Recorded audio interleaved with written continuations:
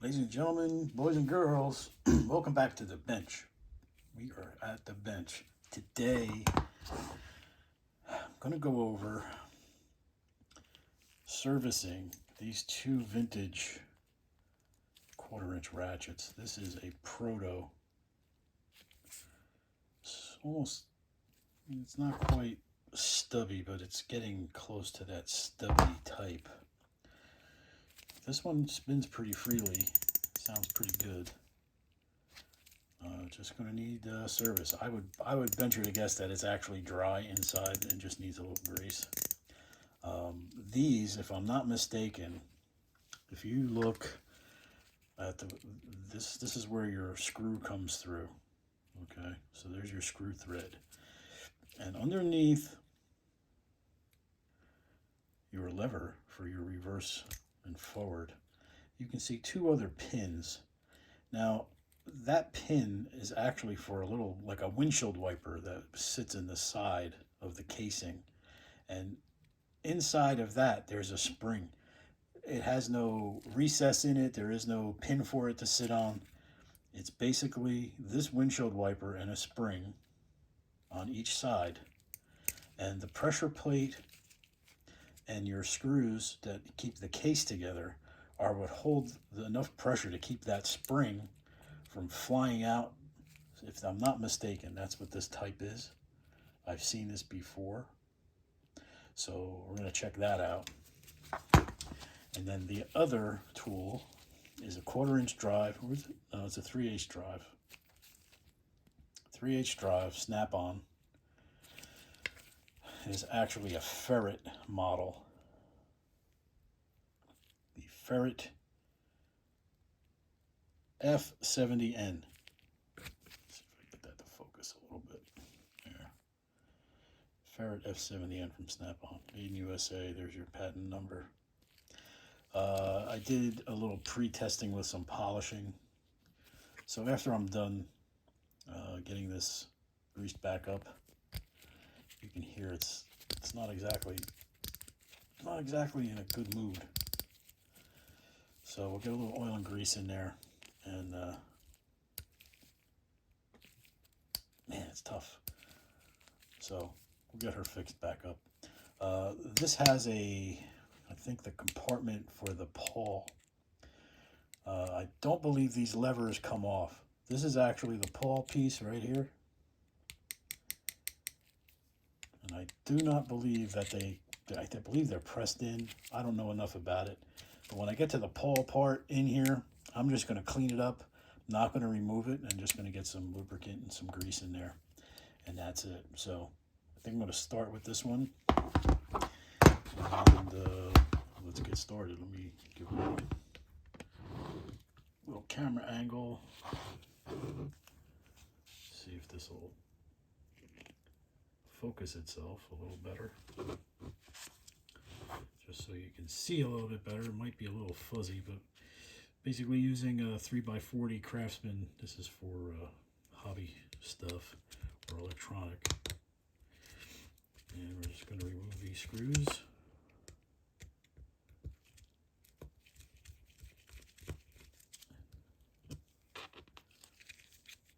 They don't look too bad, or that one doesn't look too bad anyway.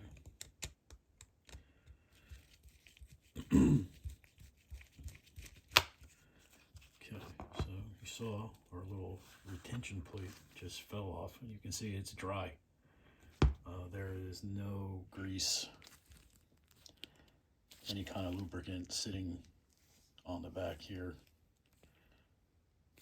She's seen better days. She's been, I don't want to say abused, but neglected. So there's our pawl, and you can see why this is such a difficult maneuver here to change the lever back and forth, because there's no lubricant in there. So we'll take our gear out. We'll get that cleaned up. And here's our other screw. So we'll get that one cleaned up. I'm not going to try and remove this. I'm just going to get in here with some wire brush, clean out the junk, and just do a basic service on this. and then try and polish it up a little bit. See if I could put her back into service in my own toolbox. So that's that. I'm going to take the Proto apart as well while we're here. This one is going to need a Phillips head. I'm going to have to be careful with this because if what I spoke of earlier is true, those springs could flop out and shoot somewhere, and we don't want that to happen. So I'm going to take these apart. I already felt the plate fly off. And there's one of our springs. And that little windshield wiper. See how that actually sits in there? That little, and that just presses the spring against the side wall of the ratchet. And there is our lever right in here. This is the back side of the lever. So when this is put in place, you can see how the spring would keep this open. And as you switch sides and rotate, that spring just gets held, like I said, the screw. The mounting screw, or the case screw, see how that holds that spring in? That spring can't go up and down, and when this pressure plate is on, it can't go up, so, or out, I should say. And that's it. That's as easy, I mean, as a machine, it doesn't get any simpler. So now what I want to do is get that spring out without having it fly somewhere. So I'm just going to grab a tweezer, and there she is. So we'll keep these two separate on the bench. And I'm just going to get into cleaning these up. I'm going to take the two windshield wipers that I'm calling them. And I don't believe this actually comes out, but I could be wrong. Nope, it does not. You would have to press this out. So it doesn't have any sort of, it doesn't have a way out other than that. So this has to stay, and that's fine. So we're going to leave that in there. So I'm not going to bore you with the details of actually going through cleaning these. You know, get yourself some lubricant, a couple of wire brushes, use your Dremel tools with your, you know, your steel and brass wire wheels, Q-tips, whatever you need to get the junk out. Basically, you don't want to leave any debris behind. So I'm going to go and do that on both of these and get these wheels, get all these parts cleaned up as best I can. And then we'll show you how I get these reassembled. Okay, so I've got my parts all cleaned up. Here is my snap-on wrench. Here is my Proto. I'm going to begin with the Proto since this one is a little more in the area of difficulty. Is just a little more difficult to do. So I made sure I kept these little windshield wiper levers separated left and right. So I'm going to put the lever in first. What you're going to want to do though is see how that pole rides in the middle there. It kind of looks like a bell a little bit. So I'm going to want to make sure that I stay on each side of that bell. So that would be the bottom of the bell in the middle, and I'm going to move this lever to the right a little bit and put this little windshield wiper in. I'm going to repeat that on the other side. You could probably do this with your fingers because it really isn't that small. So now you can see how this bell piece rides in the middle. It doesn't make sense yet, but it will. So now it's time to put these little springs in.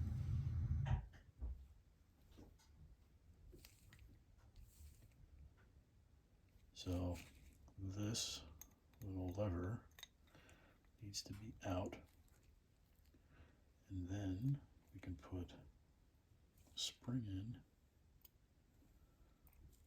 If I can get my tweezers to cooperate. So you just place that in there. It doesn't have to go Doesn't have to be in a closed position yet. However, you want to make sure that your pawl stays neutral-ish. And then this spring, this is the exact way this spring came out.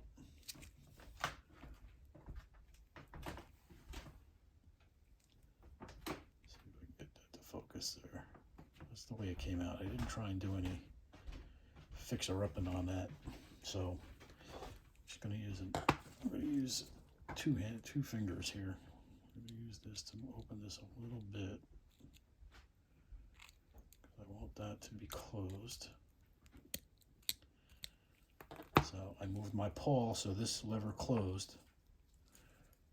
And now this lever, or windshield wiper, is going to be open.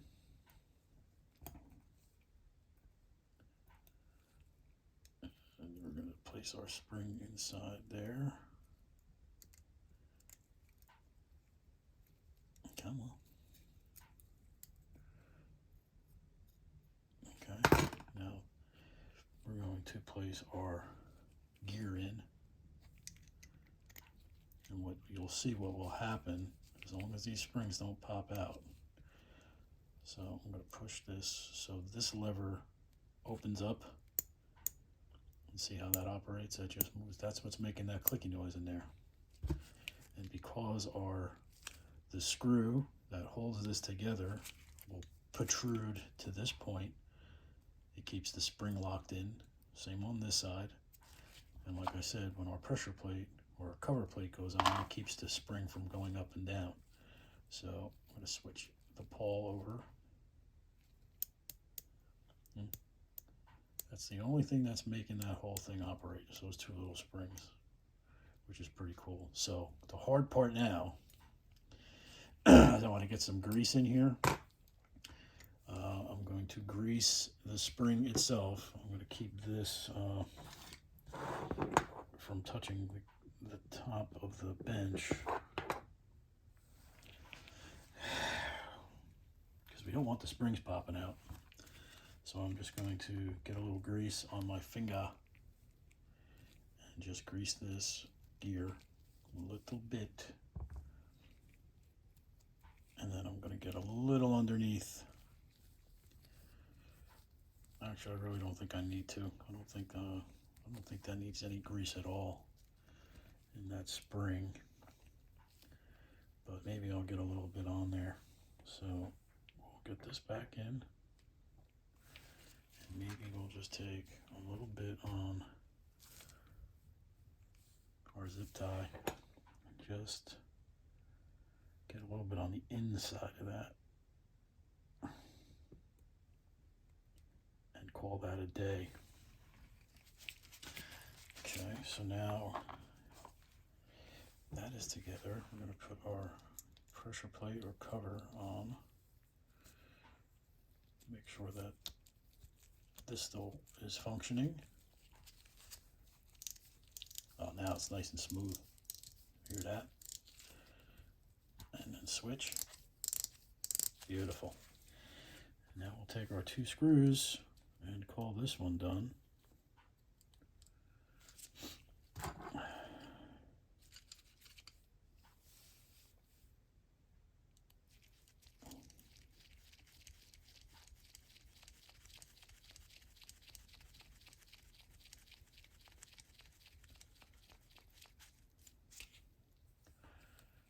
What the heck happened here? Oh, we're going the wrong way. I knew something didn't look right. This is the opposite of the snap-on.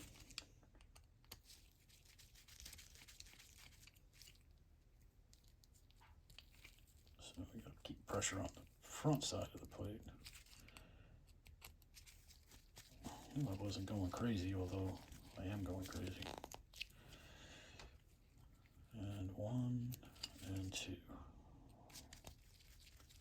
Glad I didn't reverse thread that. Make myself a bigger problem. So we'll take a little paper towel, clean up any squeeze out of grease that came out.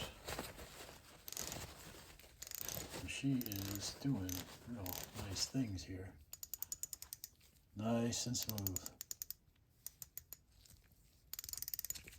And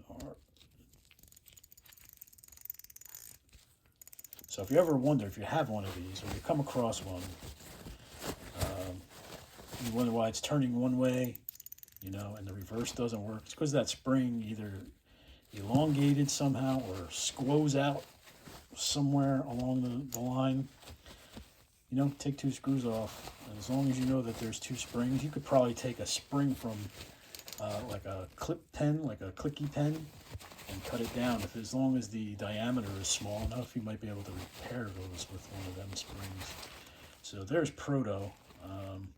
You know, I was going to try and clean these up. I'm going to leave them just as they are. These deserve to have the years of wear that they've earned for being in service, and I'm going to try and continue to use them. So we'll move along now to snap-on, and this one I'm not going to try and get any grease down inside the pawl and the ball bearing.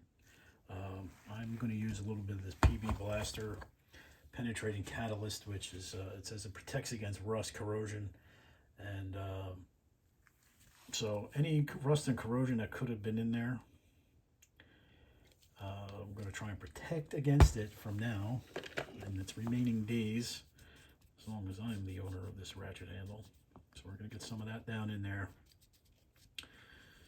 And just move this back and forth a little bit. It definitely freed up. I got some junk out from underneath there with some toothpicks and some airbrush tools. The airbrush cleaner pipettes to get some of that garbage out of there. And then now that should free up anything else that was prohibiting it from moving, which probably really wasn't a lot. But there was a little rust spot down in here, see it, that I couldn't get to. So whatever this penetrating PB lubricant says it's supposed to do, hopefully it'll prevent that rust from spreading. And now I'm going to take my zip tie with a little bit of grease on the end of it and get it down inside here. And then move my pawl and get it down inside there. So now I got a little grease on the ball bearing. Hopefully. Let's get a little more. Let's get a little bit more on there. You know, sometimes you got to be a little creative on how you get things done. So we're going to get some more grease packed down in there, so this starts to be a little bit smoother of an operation. And if you have to get heavy with it, get heavy-handed with it.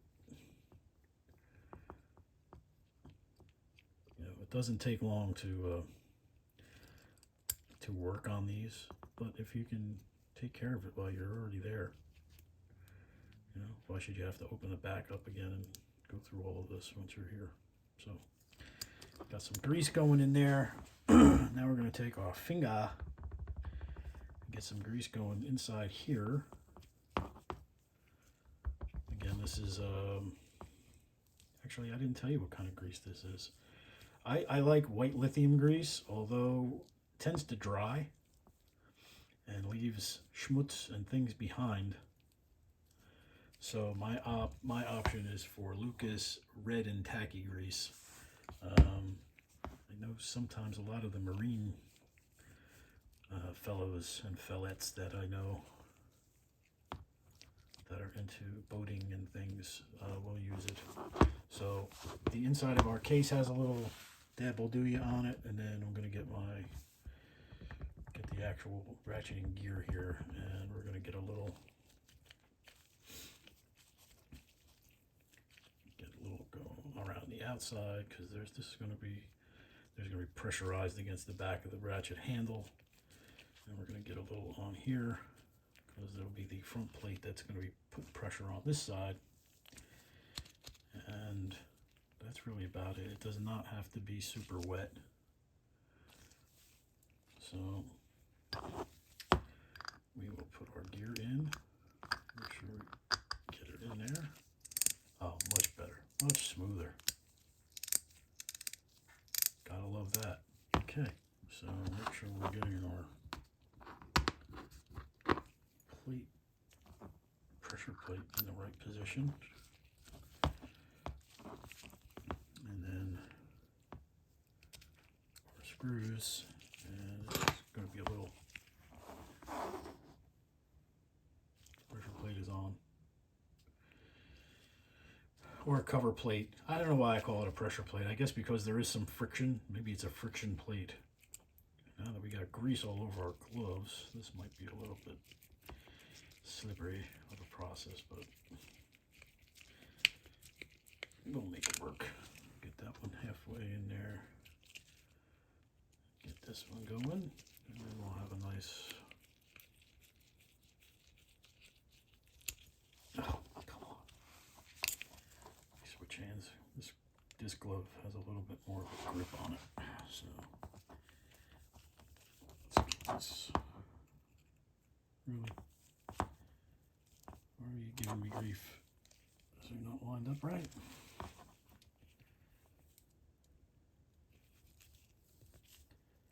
Or is my plate on backwards and I'm going to strip it? That doesn't make sense because the other one went in. It's always something, fellas. Always something.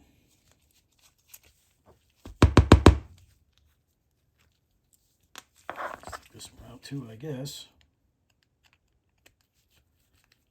But this one is in. This one wants to go. Let's try this again. Maybe it's me. Maybe it's me. All right. Try backing it off first. There we go. That might have did it. There we go. Really doesn't help when your gloves are got a little grease going on them. So these are tight. Get our paper towel. Clean off our mess. Let me back this camera up a little bit. Clean up the mess that we made. Any squeeze out, any grease from our gloves.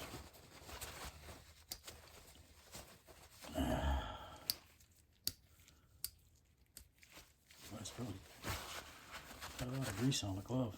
But this is working splendidly, nice and smooth. But I like that this is a on the snap-on. It's a decisive click. It's click, click, which is kind of cool. And now this thing is uber quiet. And there is no, what's the word I'm looking for? There's no drag. Once it gets to its high point, it wants to drop. So there's no drag on this. There's no drag on the Proto either. Where is our Proto? Let's make sure we get that going too. We'll show you that if I can grip it. So there's no drag. So for all intents and purposes, ladies and gentlemen, these two ratchets, vintage ratchets I might add, are ready to service again. Let's put a little socket on here.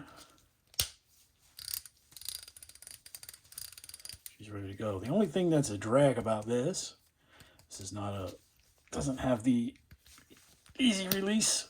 So you're going to be pulling these off on these vintage ones, until that ball bearing settles again, until this bad boy decides to show a little more relief. I think I might re-lubricate that a little bit more. So neither one of these has the quick release. So that's the only drawback about these vintage ones. But as far as performing, look at them. I mean, got to be better than, I really don't know. Venture to guess, 40, 50 years old.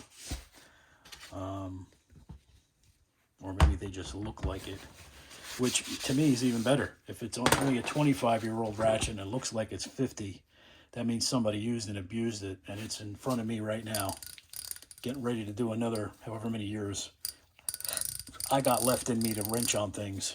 So there you go. This is our Snap-on Ferret 70N.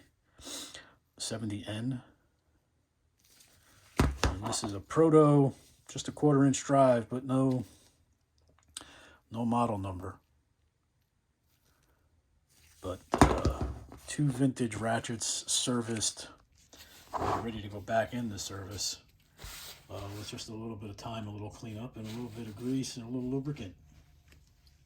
So, hope you enjoyed it. Hope this actually helps anybody that might be servicing one of these similar style ratchet handles, or the exact ones. That would be even better. Definitely pay close attention to that spring-loaded job on the Protos if you've ever not dealt with Proto before. So I hope everybody's doing well. I hope this helped you. Don't forget to like, share, subscribe, and I will see you in the next one.